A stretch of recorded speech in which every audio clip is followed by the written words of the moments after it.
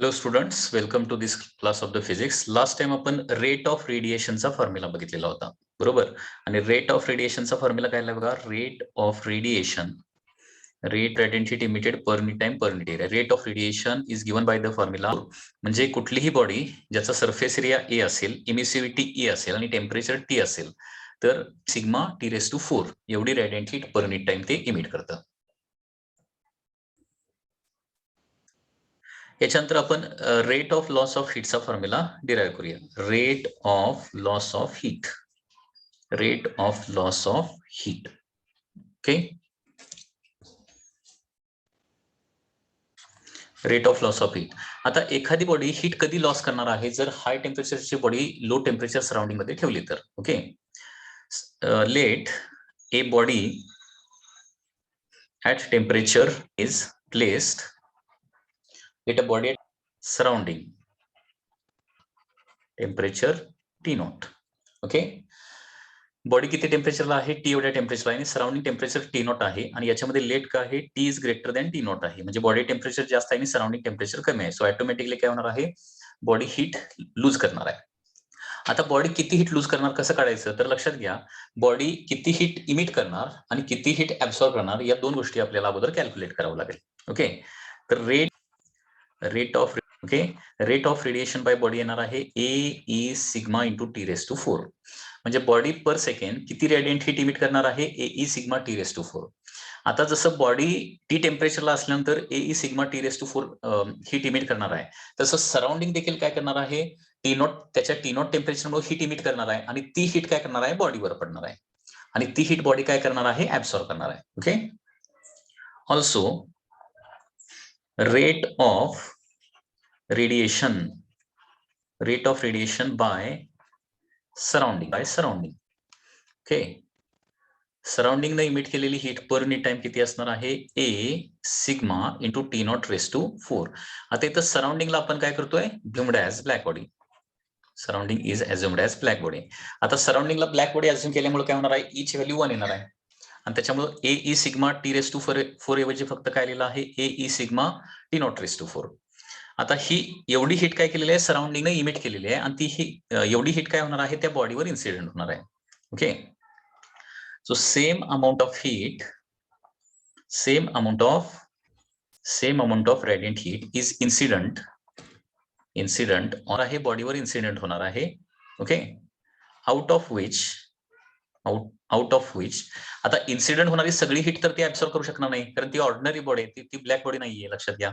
Out of which is heat absorbed by body is heat absorbed by body, त्याला काय म्हणणार आहे, rate of absorption असं म्हणणार आहे. Okay, which is called as rate of. So rate of absorption काय येणार बघा इथं, that is A into sigma into T not raise to 4. आता हे कुठून आलं, तर आपल्याला माहिती डिवायडेड बाय इन्सिडेंट हीट, बरोबर आहे ना. म्हणजे absorbed heat is equal to काय येणार आहे, coefficient of absorption into incident heat. Incident heat किती आहे, A sigma T not raise to 4 आहे. मग त्याच्यातली सगळी ऍब्सॉर्ब करणार नाही ना, किती ऍब्सॉर्ब करणार, ए इंटू इन्सिडेंट हीट म्हणजे A sigma T not raise to 4. तर लक्षात घ्या, पुन्हा एकदा बघा, बॉडीचे टेम्परेचर किती आहे, कॅपिटल टी आहे. सराउंडिंगचं टेम्परेचर किती आहे, टी नॉट आहे, बरोबर. बॉडीचा रेट ऑफ रेडिएशन म्हणजे बॉडी किती रेटने इमिट करते heat, A sigma T not raise to 4. Okay, आता याच्यावरून आपण काय करू शकतो, therefore rate of loss of heat minus rate of absorption, rate of radiation minus काय होणार आहे, that is rate of absorption होणार आहे.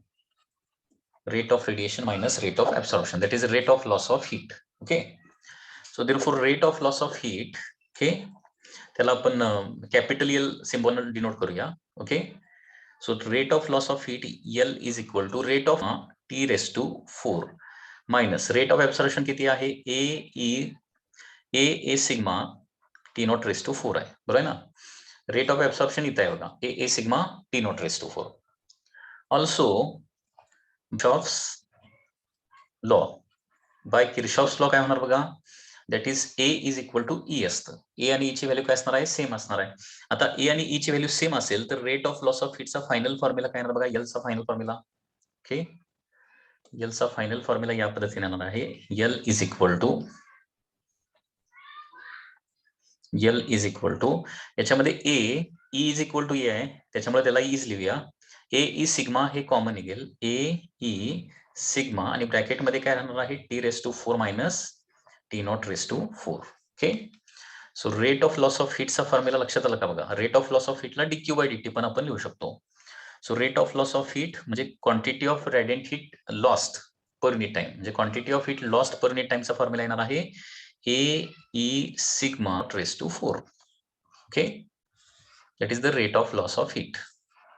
आता इथं दोन गोष्टी व्यवस्थित तुम्हाला लक्षात ठेवाव्या लागणार आहेत. पहिली गोष्ट म्हणजे रेट ऑफ रेडिएशनचा फॉर्म्युला काय आणि रेट ऑफ लॉस ऑफ हिटचा फॉर्म्युला काय, आणि त्याच्यावरून रेट ऑफ फॉल ऑफ टेम्परेचरचा देखील एक फॉर्म्युला मिळणार आहे. पुन्हा एकदा बघा, हे फॉर्म्युले इम्पॉर्टंट खूप. Rate of radiation, okay, rate of रेडिएशनचा फॉर्म्युला असणार आहे A E sigma into T raise to 4. Rate of radiation म्हणजे किती heat per unit time emit फक्त करणार आहे. ओके, ते कशावर डिपेंड असणार आहे, surface area, coefficient of emission, sigma हा कॉन्स्टंट आहे, आणि बॉडी टेम्परेचर. त्याच्यानंतर rate of loss of heat, त्याच्या अगोदर rate of radiation directly proportional to काय आहे, देअरफॉर दिस रेट ऑफ रेडिएशनला आर सेम लक्षात घ्या. म्हणजे रेट ऑफ रेडिएशनचा रेशिओ विचारला तर काय लिहिणार आहे तुम्ही, R1 bye R2 is equal to काय लिहिणार आहे, T1 bye T2 race to 4 लिहिणार आहात. ठीक आहे, त्याच्यानंतर rate of loss of heat is equal to काय येणार आहे, ए ई सिग्मा, चेंज फक्त काय होतंय, T raise to 4 minus T not raise to 4 होणार आहे. T raise to 4 minus T not raise to 4, that is rate of loss of heat येणार आहे. ठीक आहे, म्हणजे हा rate of loss of heat जो आहे तो डायरेक्टली प्रोपोर्शनल टू फक्त टी रेस टू 4 नाहीये, तर इट इज डायरेक्टली असणार आहे. म्हणजे समजा दोन बॉडीचा rate of loss of heat चा रेशिओ विचारला तर L1 bye L2 is equal to काय येणार आहे, T1 raise to 4 minus T not raise to 4 येणार आहे. लक्षात येते का, rate of loss of heat. आणि याच्यावरूनच आपण रेट ऑफ फॉल ऑफ टेम्परेचरचा देखील फॉर्म्युला काढू शकतो.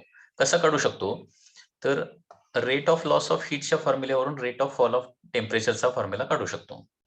आता rate of loss of heat म्हणजे कसं लिहिणार बघा, rate of loss of heat just मला लिहूया, A E sigma T raise to 4, but dQ म्हणजे काय असतं, mass into specific heat into change in temperature असतं, dT. DQ is equal to MS/DT येणार आहे. Okay, so amount of heat transferred by a body is given by formula mass into specific heat into change in temperature. पण dq च्या ठिकाणी MS/DT आपण ठेवू शकतो, and therefore small t is equal to काय येणार आहे, a e sigma t raised to 4 minus t not raised to t, म्हणजे change in temperature with respect to time, किंवा याला rate of fall of temperature असं म्हणणार आहे. So dt by dt येणार आहे a e sigma divided by mass into specific. Okay, so this is a very important formula येणार आहे, म्हणजे rate of fall of temperature कशा पद्धतीने चेंज होते लक्षात घ्या. सो देअरफॉर रेट ऑफ, कारण हीट लॉस करायला लागल्यावर टेम्परेचर काय होणार आहे, फॉल व्हायला लागणार आहे. So rate of fall of temperature म्हणजे यालाच काय म्हणतो, रेट ऑफ कुलिंग असे म्हणतो, रेट ऑफ कुलिंग. ओके, किती रेटनं कूल व्हायला लागलाय. ओके ओके, हे काय असणार आहे, directly proportional to surface area असणार आहे. त्याच्यानंतर डायरेक्टली प्रोपोर्शनल टू काय असणार आहे, coefficient of emission, sigma is a constant. Okay, त्याच्यानंतर इनव्हर्सली प्रोपोर्शनल टू मास आहे, म्हणजे मास जर जास्त असेल तर रेट ऑफ कुलिंग काय येणार आहे, थोडासा स्लो येणार आहे. And inversely proportional to specific heat देखील येतं, म्हणजे जास्त स्पेसिफिक हीटची बॉडी जी आहे ती काय होते, स्लोली कूल होते. ओके, म्हणजे स्पेसिफिक हीट जेवढी जास्त असणार आहे तेवढं कुलिंग रेट काय असणार आहे, स्लो असणार आहे. एक्झाम्पल्स घ्या, वॉटर आणि लँड, याच्यामध्ये वॉटर आणि लँड मध्ये स्पेसिफिक हीट जास्त कोणाची असते, वॉटरची. त्याच्यामुळं तुम्ही हे ऐकलं असेल, वॉटर जे आहे ते स्लोली हीट पण होतं आणि स्लोली कूल पण होतं, आणि लँड त्या मानानं काय होणार आहे, फास्टली हीट होणार आहे आणि फास्टली कूल होणार आहे. म्हणजे ज्याची स्पेसिफिक हीट जास्त असते तो फास्ट हीट पण होत नाही आणि फास्ट कूल पण होत नाही, लक्षात घ्या. त्याचबरोबर दोन बॉडी डिफरंट मासेसच्या असतील तर काय होणार आहे, हेवी बॉडी काय होणार आहे, स्लोली कूल होणार आहे, आणि लाईट बॉडी जी आहे ती फास्टली कूल होणार आहे. ओके, तर ही एक इम्पॉर्टंट थिंग आहे, लक्षात घ्या, हे लक्षात ठेवा. इथं रेट ऑफ लॉस ऑफ हीटचं एक सिंपल एक्झाम्पल बघूया रेशोचं. रेट ऑफ लॉस ऑफ हीटचं एक्झाम्पल. ओके, एक्झाम्पल कसं असू शकते बघा. Suppose question is like this. two identical bodies are placed at temperature and 327 degrees Celsius in of temperature 27 degree Celsius. आता इथं दोन्ही गोष्टी कॅल्क्युलेट करायचं आहे. Ratio of radiation. Okay, radiation याचा एक आन्सर काढायचा आहे आणि त्याचबरोबर ratio of rate of heat loss. Okay, ratio of rate of heat loss किंवा याला ratio of rate of cooling असंही विचारलं जाऊ शकतं. दोन्हीचा आन्सर सेमच येणार आहे, रेट ऑफ कुलिंग. ओके, तर याचा आन्सर आता first answer rate of radiation. Rate of radiation is directly proportional to काय असतं, T⁴ असतं. T⁴ 2 काय होणार आहे, डायरेक्टली 4 होणार आहे. आता याच्यामध्ये R1/R2 is equal to T1 T2 म्हणजे केल्विन मधले कंपल्सरी टेम्परेचर घ्यायचे आहेत, लक्षात घ्या. म्हणजे हे फॉर एक्झाम्पल 273 ऍड केलं तर हे किती होणार आहे, 400 होणार. 400 डिवायडेड बाय हे 327 प्लस 273 केलं तर किती होणार, हे 600 होणार. बरोबर, आणि याचा रेस टू काय होणार आहे, 4 होणार आहे. And this is equal to 0 0 and therefore ratio of rate of radiation जर विचारलं तर आन्सर येणार आहे 16/81 होणार. 2⁴ म्हणजे 16 अँड 3⁴ म्हणजे 81. तसं आता ratio of rate of heat loss किंवा रेट ऑफ कुलिंग जर विचारलं तर त्याचा आन्सर काय येणार आहे. तर रेट ऑफ हीट लॉस म्हणजे L is directly proportional to काय असतं, T⁴ - T⁴. म्हणजे हीट लॉस कशावर डिपेंड असणार आहे, body temperature. 2 is equal to काय येणार आहे, T⁴ - T⁴. Okay, so T⁴ म्हणजे काय होणार आहे, दॅट इज पहिलं टेम्परेचर किती होतं, 400 होतं ना. 400⁴ मायनस सराउंडिंग टेम्परेचर 27. आता 27 मध्ये 273 ऍड केलं तर हे 300 होणार, डिवायडेड बाय T⁴ म्हणजे 600⁴. therefore L1 divided by L2 is equal to, हे सगळे 0 0 कॅन्सल होईल. काय राहणार आहे, 4⁴ मायनस 3⁴ डिवायडेड बाय 6⁴ मायनस 3 होते, मायनस 3⁴ म्हणजे 81 होते. 6⁴ म्हणजे 36 चा स्क्वेअर होणार आहे. 6⁴ म्हणजे 6 चा स्क्वेअर 36 आणि 36 चा स्क्वेअर किती होत आहे, 1296 मायनस 3 चा square 81. So L1 bye L2 हा रेशो जो येणार आहे 256 मायनस 81 म्हणजे ही व्हॅल्यू येते 175 डिवायडेड बाय 1296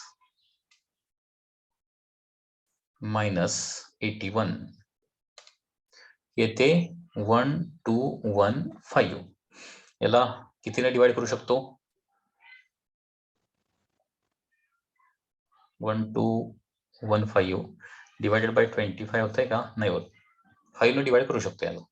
175 डिवायडेड बाय 5 केलं तर किती होणार आहे, न्यूमरेटरला येणार 35 आणि डिनोमिनेटरला 1215 डिवायडेड बाय 5 केलं तर 243 येणार आहे.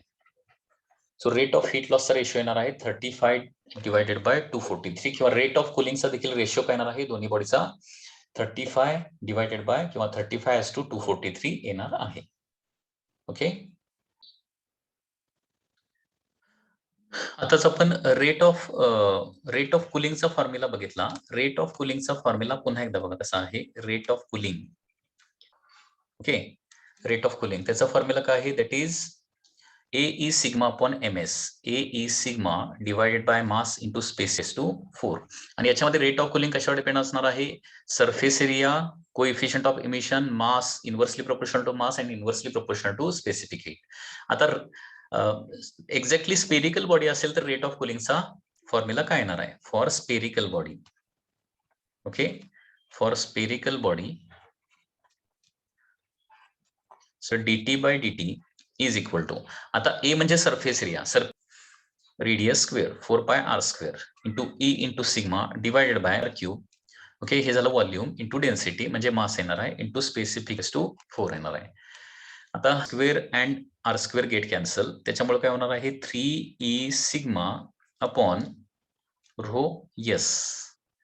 Okay, 3e sigma upon rho S, R देखील असणार आहे 3e sigma upon R rho S in bracket T raise to 4 minus T not raise to 4. So that is D capital T divided by D small T. म्हणजे याच्यावरून specifically आपल्याला काय करतं, spherical बॉडीचा rate of cooling जो आहे तो कशावर डिपेंड असली प्रोपोर्शनल टू स्पेसिफिक. कारण ई आणि सिग्मा हे काय असणार आहे, कॉन्स्टंटच असणार आहेत.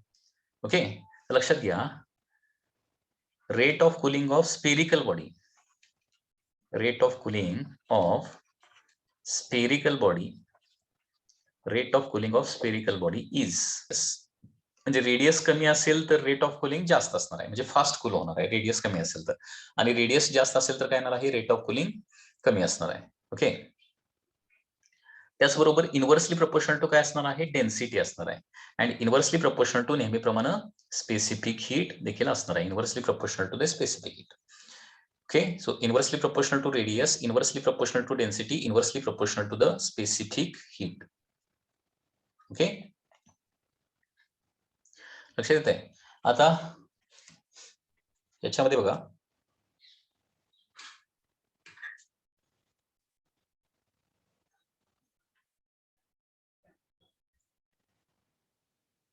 सपोज तुम्हाला सांगितलं की there is a solid, there are two sphere, one is a solid sphere and another is the hollow sphere. बघा, दोन आहेत. तो स्पियर एक आहे, solid sphere and hollow sphere. Okay, दोघांचं सेम मटेरियल आहे, same material, same radius, same material आणि same radius आहे, same material and same radius, आणि सेम एन्व्हायरमेंट मध्ये ठेवलेले आहेत, सेम टेम्परेचरला देखील आहेत आणि सेम एन्व्हायरमेंट मध्ये ठेवलेले आहेत. Okay, same material, same radius, same temperature आणि सेम एन्व्हायरमेंट, म्हणजे ऍटमॉस्फेरिक सराउंडिंग टेम्परेचर देखील तेवढंच घ्यायचंय. ठीक आहे, आता पहिला क्वेश्चन आहे की rate of loss of heat दोन बॉडीचा कसा असेल आणि रेट ऑफ कुलिंग दोन बॉडीचा कसा असणार आहे. आता speed rate of loss of heat चा फॉर्म्युला होता minus T not raise to 4, rate of loss of हीटचा फॉर्म्युला. आता दोन्हीची रेडियस तेवढीच, म्हणजे सरफेस एरिया तेवढाच येणार, ईच व्हॅल्यू सेम, सिग्मा देखील कॉन्स्टंट, दोन्ही बॉडीचं टेम्परेचर तेवढंच आहे, सराउंडिंग टेम्परेचर तेवढंच आहे, म्हणजे दोघांचा rate of loss of heat जो आहे तो काय रेशो जर विचारला, रेट ऑफ लॉस ऑफ हीटचा जर रेशो विचारला तर तो काय येणार आहे, एक्झॅक्टली इक्वल टू 1 येणार आहे. ठीक आहे, आता ओके, रेट ऑफ कुलिंगचा फॉर्म्युला काय आलाय बघा, that is 3e sigma divided by r rho e not raise to 4. Okay, 3e sigma divided by, आता हे रेट ऑफ कुलिंग जो आहे हा काय आहे, it is only for the solid sphere, हा सॉलिड स्पियर साठी फॉर्म्युला काढलेला आहे. टोटल फॉर्म्युला आपण लिहूया, म्हणजे बेसिक जो फॉर्म्युला आहे तो, that is A sigma divided by mass into specific heat असा होणार आहे रेट ऑफ कुलिंगचा फॉर्म्युला.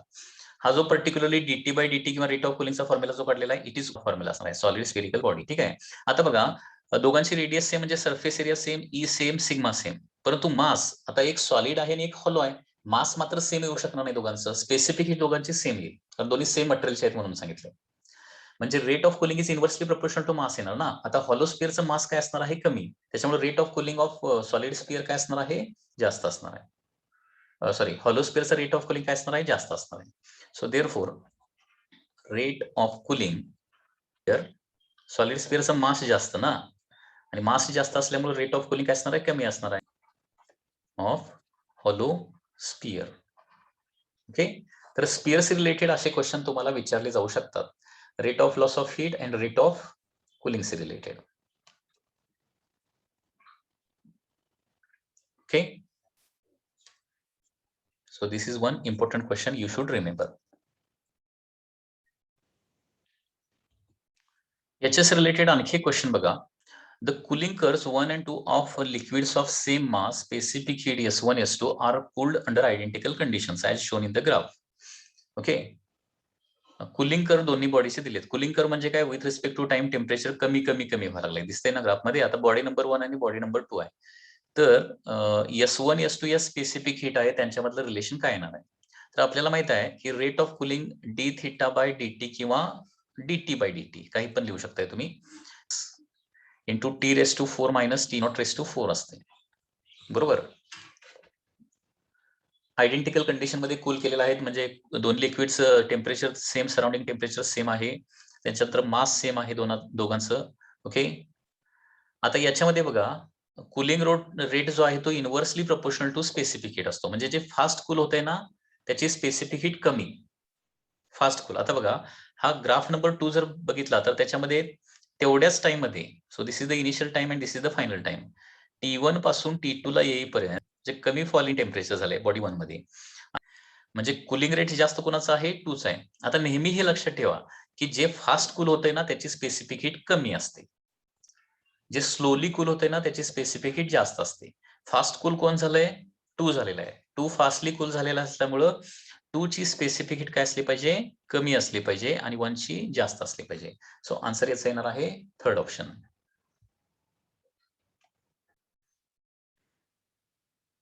हा, आता रेट ऑफ कुलिंगचे फॉर्म्युले जस्ट रिव्हिजन चे फॉर्म्युले आहेत, that is AEC4 minus T naught raise to 4 rate of cooling, आणि रेट ऑफ लॉस ऑफ हीटला फक्त AE sigma T raise to 4 minus T naught raise to 4 असते. हे फॉर्म्युले पाठच पाहिजेत rate of cooling. Solid sphere साठी particular R rho S T raise to 4 minus T naught raise to 4, म्हणजे दोन्ही जर सॉलिड स्पियर दिलेला असेल तर हा फॉर्म्युला वापरायचा आहे. ओके, दोन्ही सॉलिड स्पियर दिलेला असेल तर rate of cooling of 1 to rate of cooling of 2 चा रेशो जर विचारला तर काय होणार बघा, हा रेशो पण लक्षात ठेवा. Okay, two solid spheres. Okay, तर rate of cooling 1 to the rate of cooling of 1 to rate of cooling of 2 is equal to काय येणार आहे, R2 बाय R1 बाय ρ1, कारण इन्व्हर्सली प्रोपोर्शनल टू डेन्सिटी आहे, and S2 by N1 S1, म्हणजे inversely proportional to specific heat देखील आहे. Specific हीटला simple S पण वापरतात किंवा काय C पण वापरतात. ओके, C आणि S हे दोन्ही सिंबल वापरले जातात.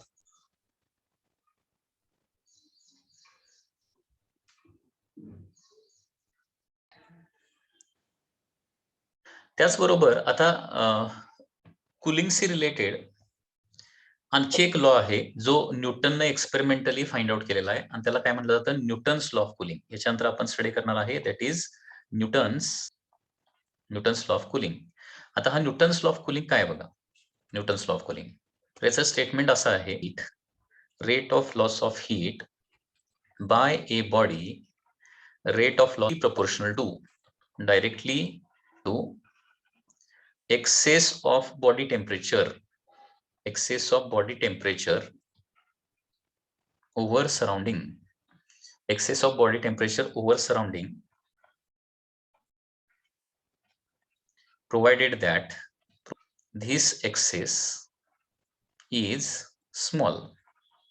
ओके, हे बघा इथे देखील रेट ऑफ लॉस ऑफ हीटचाच फॉर्म्युला दिलाय, आणि हा न्यूटननं नंबर ऑफ एक्सपेरिमेंट परफॉर्म करून काढलेला आहे. तर याच्यामध्ये काय सांगितलंय, तर rate of loss of heat जे आहे, ज्याला आपण dq बाय dt न फॉर एक्झाम्पल पुन्हा एकदा, इज डायरेक्टली प्रोपोर्शनल टू काय म्हटलंय, excess of body temperature over surrounding. म्हणजेच काय, बॉडी टेम्परेचर आणि सराउंडिंग टेम्परेचर मधला डिफरन्स. आता इथं बॉडी टेम्परेचरला आपण थीटानं डिनोट करूया आणि सराउंडिंग टेम्परेचरला थीटा नॉटनं डिनोट करूया. म्हणजे याच्या अगोदर बॉडी टेम्परेचरला आपण कॅपिटल टी वापरलेलं होतं, कारण कॅपिटल टी काय वापरलं होतं कारण ते केल्विन मधलं टेम्परेचर होतं. न्यूटन्स लॉ ऑफ कुलिंग मध्ये आपण डिग्री सेल्सिअस मधलं टेम्परेचर युज करणार आहे. केल्विन मधलं वापरलं तरी काही प्रॉब्लेम नाही, लक्षात घ्या.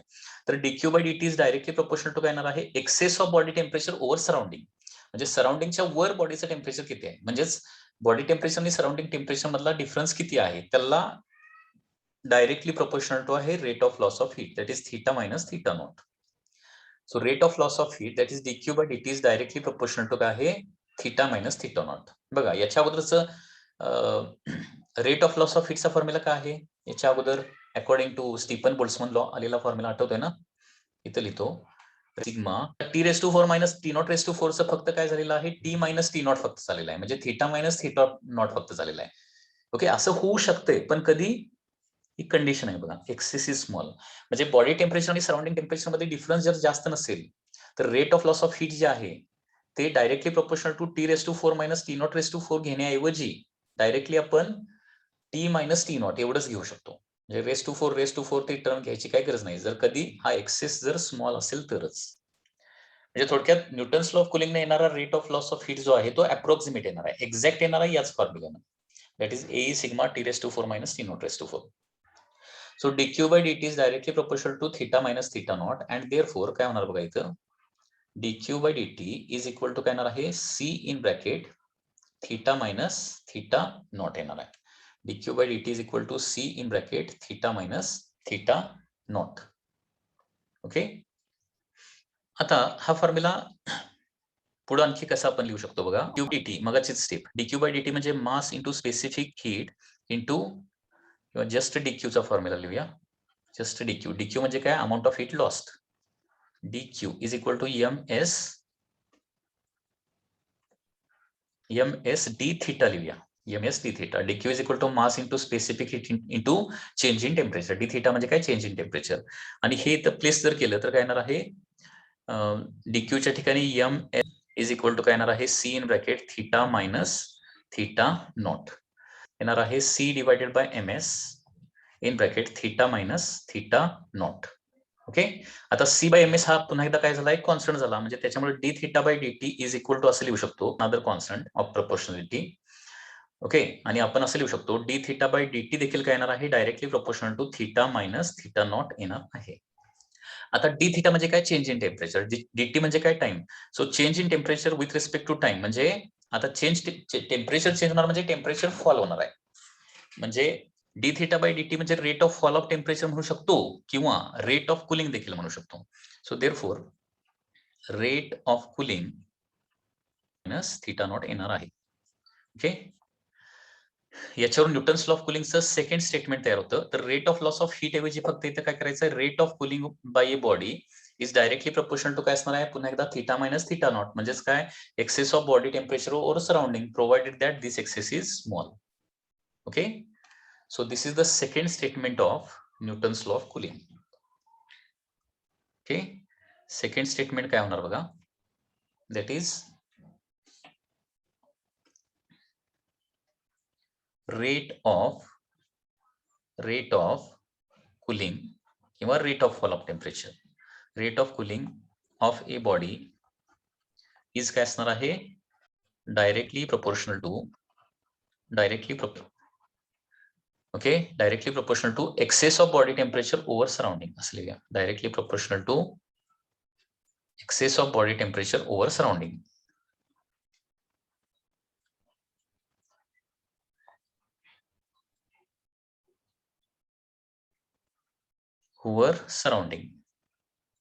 Okay, provided that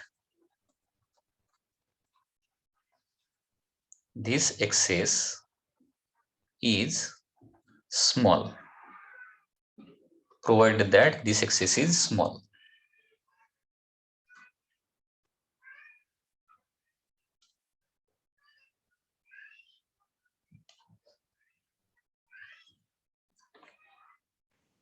आता न्यूटन्स लॉ ऑफ कुलिंग से रिलेटेड दोन इंपॉर्टंट पॉइंट लक्षात घ्या. न्यूटन्स लॉ ऑफ कुलिंग मध्ये rate of loss of heat होते, बरोबर आहे ना, किंवा रेट ऑफ कुलिंग होते. तर हे rate of loss of heat कुठल्या मोडनं होते, कंडक्शन, कन्व्हेक्शन, रेडिएशन की ऑल, असा एमसीक्यू विचारला जाऊ शकतो. तर न्यूटन्स लॉ ऑफ कुलिंग मध्ये rate of loss of heat by all mode इथं कन्सिडर केलेला आहे. ओके, हे एक important note MCQ point of view लक्षात ठेवा. In Newton's law of cooling, in Newton's law, rate of that is loss of heat is due to conduction, convection, radiation येणार आहे.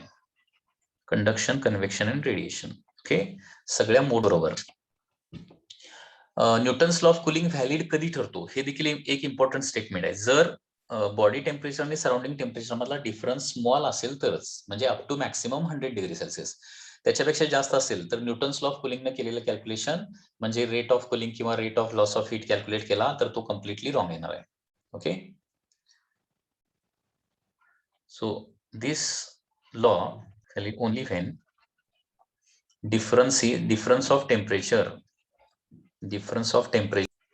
of body and surrounding is small. Okay,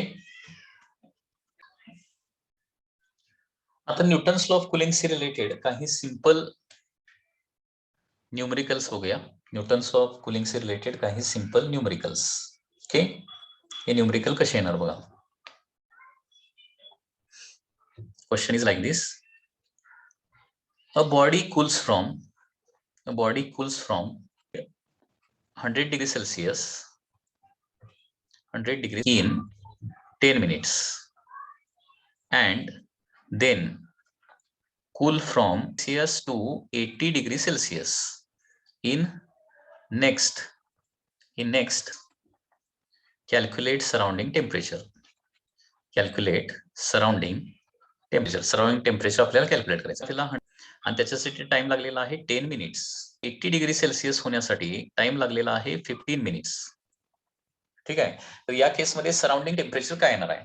आता Newton's law of कुलिंगचा जो formula आहे, okay, त्या फॉर्म्युल्यानुसार इथं दोन equation तयार करायचे आहेत. बेसिक फॉर्म्युला काय आहे, in bracket theta minus theta not. आता या दोन कंडिशनचे दोन इक्वेशन फक्त व्यवस्थित तयार करा. आता डी थीटा म्हणजे काय, चेंज इन टेम्परेचर बघा. So this is the first condition. Okay, first information. D theta म्हणजे चेंज इन टेम्परेचर 100चं 90 झालंय ना, म्हणजे डी थीटा येणार आहे 10. कन्व्हर्जन वगैरे करायची काय गरज नाही न्यूटन्स लॉ ऑफ कुलिंग मध्ये. ओके, विदाउट कन्व्हर्जन आन्सर येतं की हा एक कॉन्स्टंट आहे. आता थीटा म्हणजे काय, बॉडी टेम्परेचर, बरोबर. आता बॉडी टेम्परेचर किती घ्यायचं, तर बॉडी टेम्परेचर इथं तर कंटिन्युअसली चेंज झालेला आहे, 100 to 90 पर्यंत चेंज झालेला आहे. त्याच्यामुळे बॉडी टेम्परेचर 100 पण घेऊ शकत नाही किंवा 90 पण घेऊ शकत नाही. त्याच्यामधली व्हॅल्यू आपल्याला घ्यावी लागेल, ऍव्हरेज व्हॅल्यू घ्यावी लागेल. ऍव्हरेज म्हणजे 100 पण घेऊ शकणार नाही, अप्पर एंड पण घेऊ शकणार नाही, लोअर एंड पण घेऊ शकणार नाही. त्याची ऍव्हरेज व्हॅल्यू, ऍव्हरेज म्हणजे या दोघांची ऍडिशन डिवाइडेड बाय 2. 190 100 प्लस 90 म्हणजे 190 डिवाइडेड बाय 2 म्हणजे किती येणार, 95 येणार आहे. 100 आणि 90च्या बरोबर मधली व्हॅल्यू किती येणार, 95. म्हणजे लक्षात आलं का, ही गोष्ट तुम्हाला व्यवस्थित लक्षात ठेवायची आहे. इक्वेशन मध्ये थीटाची व्हॅल्यू प्लेस करत असताना बॉडीचं टेम्परेचर 100 to 90 दिलं तर 95 ठेवायचं. 100 to 50 दिलं तर मधलं टेम्परेचर किती येणार, 100 to 50च्या मधलं तर 50 प्लस 25 म्हणजे 75 आणि 75 प्लस 25 म्हणजे 100 म्हणजे किती येणार आहे, 75 येणार आहे. बरोबर मधलं टेम्परेचर म्हणजे ऍव्हरेज टेम्परेचर ते काढायचं असेल तर upper temperature plus lower temperature divided by 2 करायचं नाही. मायनस थीटा नॉट म्हणजे सराउंडिंग टेम्परेचर, जे आपल्याला माहिती नाहीये. ठीक आहे. तर हे झालं तुमचं फर्स्ट इक्वेशन. सेकंड इक्वेशन काय बघा, सेकंड इक्वेशन तर 90 to 80 म्हणजे पुन्हा एकदा 10 डिग्रीनं फॉल इन टेम्परेचर झालेला आहे. 90 to 80 त्याच्यासाठी टाइम लागला आहे 15 minutes is equal to k in bracket. आता किती घेणार body temperature, 90 theta not. So this is the second equation.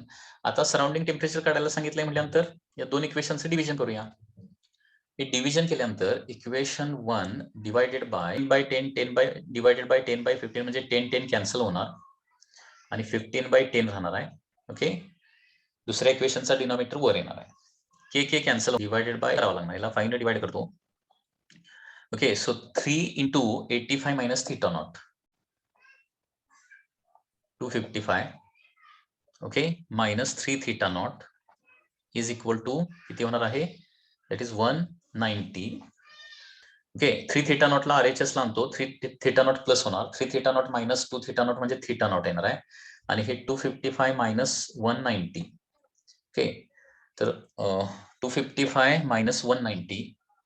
Okay, म्हणजे हे अप्रॉक्सिमेटली किती येणार आहे, 65 येणार आहे. सराउंडिंग टेम्परेचर येणार आहे 65 डिग्री सेल्सिअस. तर या पद्धतीने सराउंडिंग टेम्परेचर काढू शकते. आता न्यूटन्स लॉ ऑफ कुलिंग से रिलेटेड आणखी एक दोन इम्पॉर्टंट क्वेश्चन बघा कसे आहे. बॉडी 100 डिग्री सेल्सिअस पासून 80 डिग्री सेल्सिअसला यायला जर 5 मिनिट्स लागत असतील तर यायला किती टाइम लागेल. ओके, किती म्हणजे ऑप्शन मध्ये काय असणार आहेत, exactly equal to 5, more than 5, less than 5, असे 3 ऑप्शन आहेत. म्हणजे क्वेश्चन बघा, 100 to 80 म्हणजे 20 डिग्री सेल्सिअसनं टेम्परेचर फॉल होणार आहे, त्याच्यासाठी 5 मिनिट्स लागतात. 80 to 60 म्हणजे इथे देखील 20 डिग्री सेल्सिअसनं टेम्परेचर फॉल व्हायचं आहे, तर त्याच्यासाठी 5 मिनिट्स टाइम लागेल का. तर लक्षात घ्या इथं टाइम 5 मिनिट एक्झॅक्टली लागणार नाहीये, कारण लक्षात घ्या बॉडीचं टेम्परेचर कमी झालं की काय होतं, रेट ऑफ कुलिंग जो आहे तो कमी होतो, स्लो होतो. लक्षात घ्या, म्हणजे हाय टेम्परेचरला बॉडी काय करते, फास्ट कूल होते आणि लो टेम्परेचरला बॉडी स्लोली कूल होते. तोच न्यूटन्स लॉ ऑफ कुलिंग आहे ना. Rate of rate of cooling काय आहे? Directly proportional to theta minus theta not. जेवढं बॉडी टेम्परेचर जास्त असेल तेवढं रेट ऑफ कुलिंग जास्त असणार आहे. म्हणजे रेट ऑफ कुलिंग कुठं जास्त असला पाहिजे? 100 to 80 जात असताना रेट ऑफ कुलिंग जास्त असला पाहिजे आणि 80 to 60 जात असताना रेट ऑफ कुलिंग कमी असला पाहिजे. कारण बॉडी टेम्परेचर जास्त तिथं रेट ऑफ कुलिंग जास्त, हे नेहमी लक्षात ठेवा.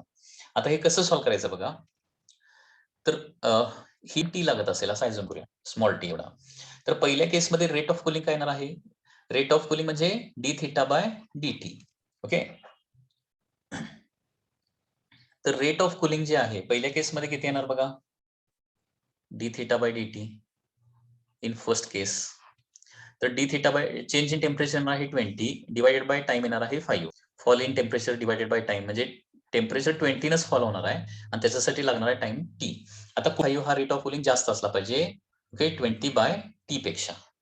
लक्षात येते का? या पद्धतीने सॉल्व्ह करावं लागेल. म्हणजे 100 to 80 डिग्री सेल्सिअस जायला 5 मिनिट लागत असतील तर याचा रेट ऑफ कुलिंग येणार आहे 20/5 आणि 80 to 60 जायला टी टाइम लागत असेल तर इथं रेट ऑफ कुलिंग येणार आहे 80 - 60 म्हणजे 20 डिवायडेड बाय टाइम लागत असेल टी, तर 20/t हा सेकंड केसमध्ये रेट ऑफ कुलिंग येणार आहे. पुन्हा एकदा बघा, न्यूटन्स लॉ ऑफ कुलिंग नुसार हाय टेम्परेचरला रेट ऑफ कुलिंग जास्त असतो. म्हणजे फर्स्ट केसमध्ये रेट ऑफ कुलिंग जास्त असला पाहिजे, म्हणजे 20/5 should be greater than 20/t असलं पाहिजे. 20 कॅन्सल होणार. टी ला LHS ला घेऊया, ओके, आणि 5 ला RHS ला घेऊया, ओके, कारण ते डिनॉमिनेटरला आहेत ना, न्यूमरेटरला आणण्यासाठी LHS RHS ला घ्यावे लागणार आहे. तर तो टाइम काय असला पाहिजे? मोर दॅन 5 मिनिट्स असला पाहिजे. लक्षात घ्या.